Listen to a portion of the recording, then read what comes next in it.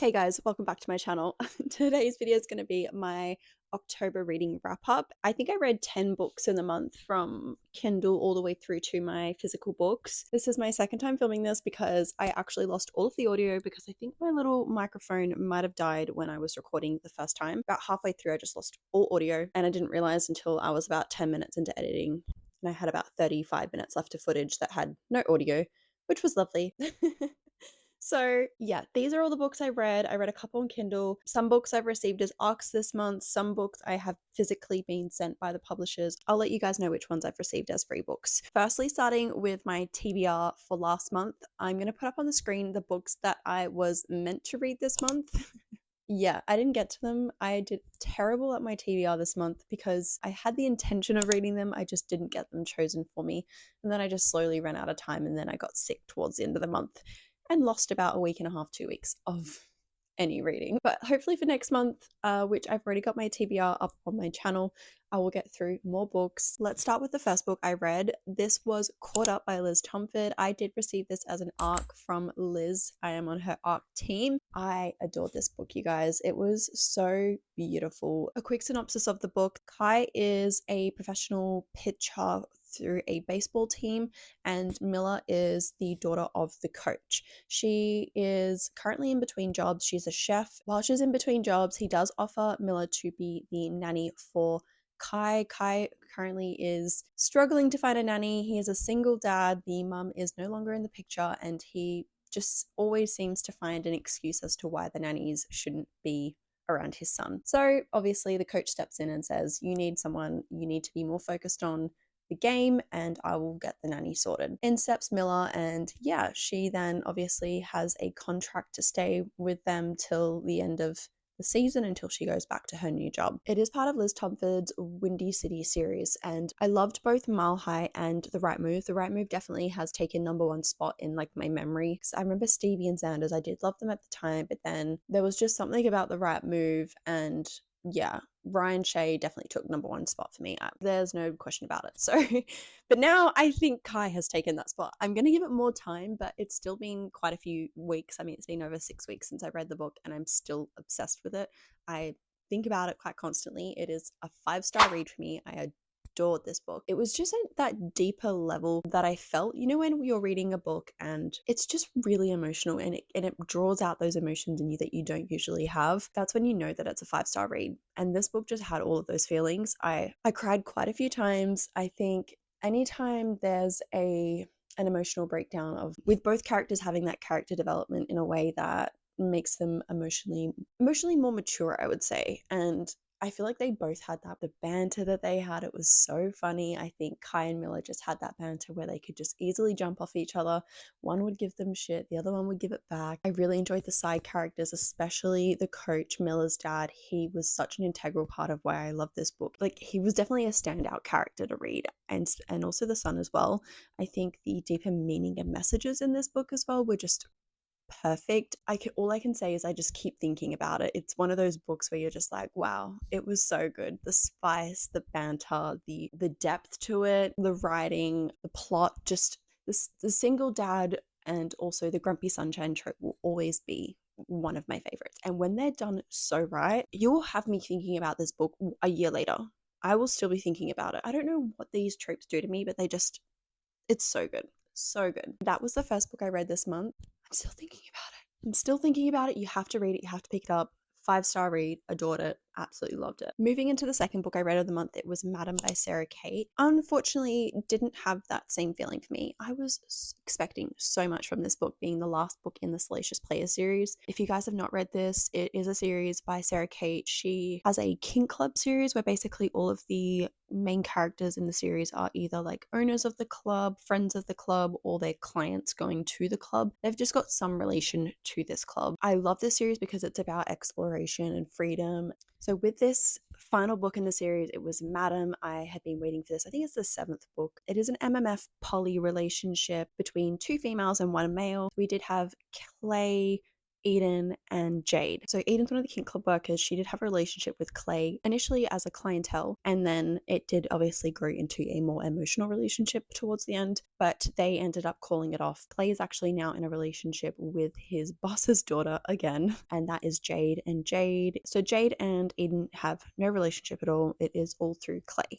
This is where I think my non-connection with the book didn't work. Within her Salacious Players Club series, Sarah Kate wrote Give Me More, which I absolutely adored. One of my favorite MMF books ever. I love a poly relationship. And what worked so well about that book was because they were all best friends. Even though they were a married couple and the best friend of the married couple, they were just in that close relationship dynamic. And I think in a book you need that because it's such a short period of time to fall in love with everyone. Sarah Kate did write this book as a longer book, so I was expecting okay, that she's going to go in depth about this with the females. Like they need that time to explore their relationship. Unfortunately, it didn't work. They didn't have that friendship bond. And then most of the connection that was happening in the book was all sexual, and it needed that emotional depth that I didn't get. Towards the end, I was just flipping pages because it would just be spice scene after spice scene. And I know it works for some people, and that's like the book they're sort of looking for. And like I get that. Like when I first started reading, that those were the types of books I was reading too. So unfortunately, it's just like now in my reading journey, it's just changed a bit. So yeah, those books don't really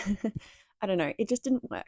I didn't like it, and I ended up giving it 2 stars. It was an arc I had received from Sarah Kate. It was just in exchange for an honest review, and yeah, 2 stars, unfortunately. Next, I read Things We Left Behind by Lucy Score. I gave this 4 stars. I did receive this book from the publishers as a gift. They actually sent me all 3 from the series, so I was super lucky to receive these books. Yeah, they just said I can exchange it for an honest review. I did give this 4 stars. After reading this, I've had a bit of reflection back on the entire Knock 'Em Out series by Lucy Score. I would say that I would probably rate the other books lower than 4 stars now when I'm thinking back. At the time, I did like them, but I've just never thought about them again. I'm pretty sure I gave like the first 2 books like maybe 4.5 stars. So yeah, probably drop them maybe to like a 3.5, and this I would leave at a 4 star. I loved it. I think I just went in with too high expectations, being that it's Lucian and Sloane's story. So a bit of background, we've seen them through the other books in the series for Knock 'Em Out slowly, just having like lots of banter, like they're very bickery and they have that sort of rivalry going on. So going into this, I was excited. I was very excited and I knew that this was going to be my favorite. Definitely is my favorite. Just wasn't the best book I've read, but it's still a good book. I loved it. So it is a childhood almost, like they were teenagers, childhood friends to rivals to lovers. We get a bit of a past and present timeline going through this book as to like what happened and why they have this secret between them as to why they've now fighting so much. I did enjoy that. I enjoyed the topics of grief that are in here and just broken families and those sorts of like definitely check trigger warnings. But overall, I think as well, Lucy did a good job of explaining, like it was very sweet, wholesome, but also had again the depth. I keep bringing that up, but it's something that is just it's needed in a book.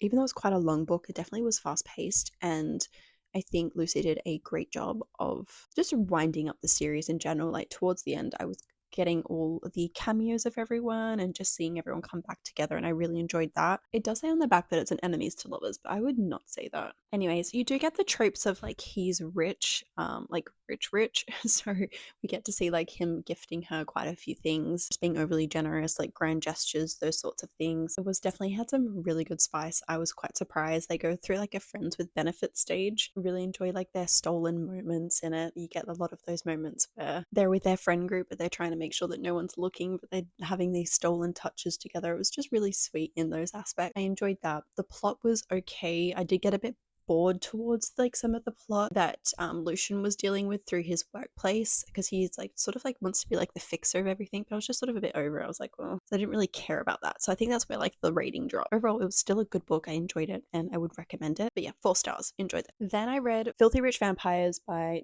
Geneva Lee. I think that's how you pronounce her name. This is a first book in a series of vampires. It was okay. I enjoyed it, but I didn't love it. Just a quick synopsis of the book before we go in. It is about a extremely wealthy vampire, as per the title. He is required to go to these events for, what's it called again? It doesn't say on the back, and I can't be bothered going looking through, but basically Julian is required to go to like this like event that happens every 50,000 years. No, 50 years. No. Anyway, it's a social season, and this event is required for vampires to marry witches at the event to create like a further on their bloodline. His mother's like very pushy about him finding a wife, and instead Julian decides to partner up with this human that he's got a liking to and asked her to fake date him, and so she'll go to all of the events with him so he doesn't have to get married. You get sort of like Twilighty vibes, but just like not. What's the right word? I don't know, it was just really cringe. First half, I was basically wanting to scrape my eyeballs out of my head. Got the virgin trope, and it was just very like not done right. The first half was just really, really hard to read. Then the second half, it got through and the action picked up, and I really enjoyed that. I think it was just like way more intriguing, and it made me actually want to go into book 2. So that's why I did give it 3 stars. Otherwise, it would have been lower. The first half was very. 3 stars. I'll maybe try read book 2 before I maybe say I'm going to recommend this, because if it doesn't get better, then there's no point. Masters of Death by Olivia Blake. I actually ended up DNFing this book. It was so difficult for my brain to comprehend. I think I'm going to have to give it a second chance because the first half of the book, no, I didn't even get halfway. What am I talking about? I got to 45%, so I do kind of get to halfway. But the first maybe like 50 pages, I had no idea what was going on. The narration style was like talking in third person, but at some points it felt like the narrator was talking to me. It was like I was trying to figure out like what was going on, and that was what was confusing me, because it kept flipping between me reading as a third person of the story, and then it would go back to Death, who's like one of the main characters, talking to me as a reader, and it was just very strange. I don't know, once I did try and figure out where I was, I just didn't care. I don't know, I had no connection to the story. I was like, what am I reading? I don't really know what's going on. It just felt really dumb, felt very pretentious. The writing felt like there was 20 words to describe something that could have been said in maybe 5 or 6, very overdone in that aspect. I don't really like that style of writing. I don't know if this is like across all of her books, because this is my first book of hers, but she would have like sort of scripts, like a play almost midway through like certain points, and then I don't know, it's just a very different writing style, and I don't know if that's for me. I'm maybe more of like a silly little romance type of girl.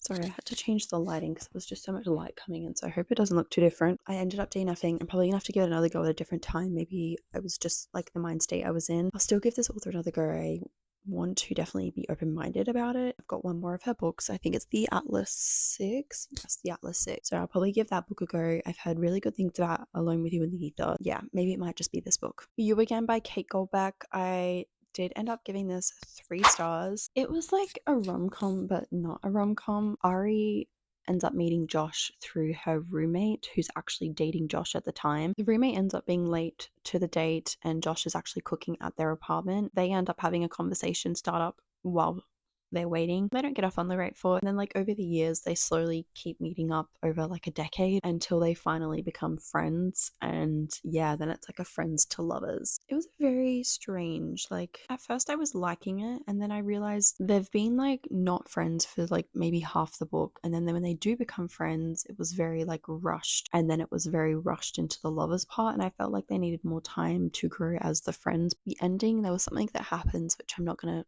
say, but I just don't know if I like liked what happened, and that sort of like put an off thought in my head. So yeah, once I finished it, I just like didn't know where I sat with it for ages. It was really stuck between giving it like a 2.5 to 3.5 stars. Then I just went in the middle because I didn't really know. It's just like very strange. Everyone keeps saying this is like a reimagining of When Harry Met Sally. I have never watched that movie. I don't know if it's a book either, but I think that's more like an American thing. Yeah, so I had no idea what that was going into this, but everyone keeps referencing that. So if you do know that, reference it to this book. And it's also mentioned on the front. That's why I brought it up. So Ari's a comedian, and she's very like free spirited. She's doesn't want to do commitment. So she's very liberated in that sense. And Josh is a very conservative. He's a chef in New York.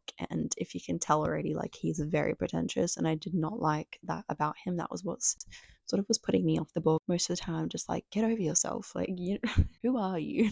She sort of brought out a different side of him and he brought out a different side in her. And I liked that part. I just don't know if I felt the connection between them. I like them as friends more. It was cute. It was okay. Was my favorite. 3 stars. Then I read Magnolia Parks. I actually had DNF'd this maybe like a year ago, and this was my second time reading it. I gave this 3.75 stars. I know this is like a really highly loved book across all platforms. Unfortunately for me, I didn't have that love for this love story because it's not a love story. I'm going to put that out there. Whoever says this is a love story is lying. This is a drama. Two main characters should not be together.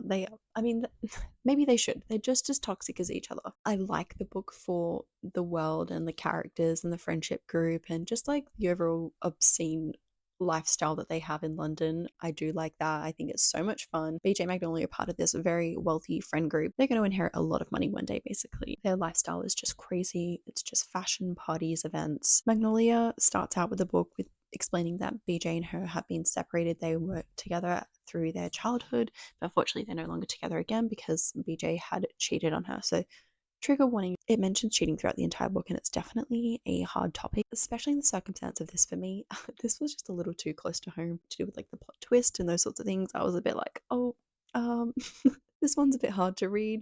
I cried quite a lot. I'm still going to read Daisy Hates next. I think that the drama of it all was fun. And I've heard way better things about Daisy Hates. I think people like that book a lot more. So I'm definitely going to continue the series. 3.75 stars. Next, I read Youre My Home on my Kindle. This was a Kindle Unlimited book that I downloaded. I think after I was sick, I just decided that I was going to go find a quick and easy book to read. One on TikTok, and unfortunately, it was not quick and easy. This was a long book, and it definitely had some hard topics. Make sure you check out trigger warnings. A romance between two friends who met when they were children. One of them's going through a really tough time in their childhood, and the other one has a quite wealthy family. And Brady was like the protective friend who came from the good home life, and Zach was the one who had just the very religious and sheltered home life. I feel like Brady was just a bit ignorant sometimes with like how he handled Zach. It was very odd when they first met because they first meet and like the first thing they do is they're cuddling and they're hugging, and then like their whole relationship, that was just like how close they were. They would always hug, sleep in the same bed, and like those sorts of things became very like dependent on each other. But then Brady would act like very overprotective, and yeah, it was just like a weird friendship. Did love Zach. I think he was so sweet and so cute. Just like him exploring his sexuality and making friends and just like learning how to live life like normally. What I did like about this book was found family. I enjoyed like Zach's friend group that he made. They were so cute. I loved everyone who was like involved in that.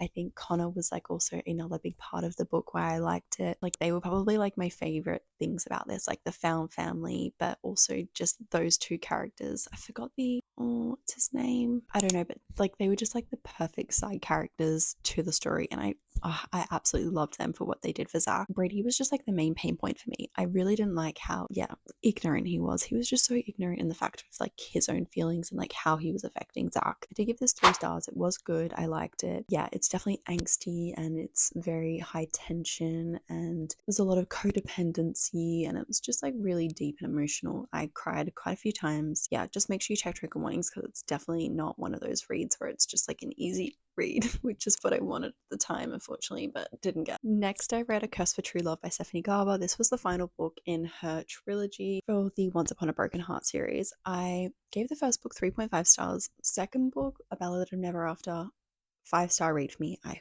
fucking loved that book. Love, love, love, love. A Curse for True Love. Don't hate me, but I gave this 2 stars. I read the entire thing. I enjoyed reading and being part of the world.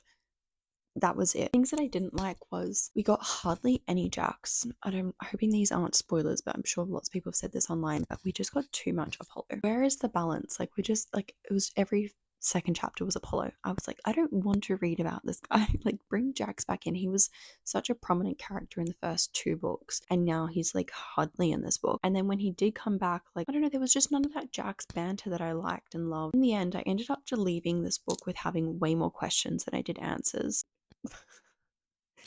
Just so disappointed. I'm so sad. Like there's such high hopes for this book. If you guys do want to go see the questions and things that I'm talking about, you can go into my TikTok or my Instagram, and I've made a post about it with the spoilers. And also I've got a spoiler review on my Goodreads if you want to go and have a look there, because I went through like all the questions that I was like, what about this? What about that? This book was just like entirely to set up another series that she's going to continue on in the same world, like she did with the Caraval to then into this. I feel like she didn't end this correctly. It didn't round up the way it needed to be done. I have a feeling she's going to write a book about Apollo next. I just have a feeling, and I don't want to read about him. I won't be buying it. I'm sorry. The final book of the month is The Kiss Thief by LJ Shen. I was sent this book by the author directly. So this was a marriage of convenience. It was a love triangle. This was part of my TBR, one of the books I got to. Childhood friends that she has been friends with for a long time, because she's part of the mafia, and her family and his family are very like, they're just well connected. And obviously they now know each other. She ends up meeting a senator who she met at a party and didn't quite get off on the right foot, was a bit creeped out by him, and then he ends up making a deal with her father to arrange a marriage with her, and they are now forced to live together while she's still in love with her childhood lover. There is a love triangle here, is an arranged marriage. We do have political because he's a senator. We've also got the mafia. Do you know what's crazy? I actually finished this book. I couldn't stop reading, but I was also dying on the inside because it is the Virgin Trope. Virgin Trope done wrong. Like, this is age gap. Age gap done wrong. It was so bad. So many times, so many paragraphs. If you go look at my review, I posted like some of the things that had been said. I don't know if I want to say them on my YouTube channel, but on my Goodreads, I've mentioned a few of the things. Boy, it was, I'll just try and be a little bit elusive to it, but we just like refer to her being as like a teenager. And he's a 30-year-old man, by the way. Kept calling her kid and small, and it's not for me. No, I love an age gap book. I like Elsie Silver. She does it right. Love her books. This was a big no for me. I gave it 2 stars. That's all I'm gonna say. I can't really say much else about it because it really irked me the wrong way. I probably should have given it a 1 star, but the fact that I still read it and finished it, I think that the actual plot of like the political side was fun. Rest. Oh my lord, I feel so bad this author sent me this book, but I can't lie to you guys. Anyway, let's put that away. So those were the 10 books I read this month. I highly recommend Caught Up by Liz Tomford and Things We Left Behind by Lucy Score. No, is that? Yeah, Things We Left Behind. I don't know why I forgot the title of that. I get them all mixed up. But those are the 2 I definitely highly recommend. Behind that, maybe Magnolia Parks. But again, obviously, that's just like a personal thing. Yeah, I think I had an okay month. I've definitely had a way better month last month. If you guys saw my review last month, that was just like the best month I've ever had in my life. Yeah, I'm now a couple days into November, so with this now being a re-recording, I'm having a good month again this month, so keep an eye out for my next month's wrap up because I've got some very good books. Oh my god, I can't talk about it right now. I've got videos coming out soon that you'll... Thank you so much for watching. I appreciate you. If you enjoyed this video, make sure you give it a like and comment down below any of the books that you've loved this month so I can add them to my TBR. Thank you so much for watching, and I'll see you guys in my next video.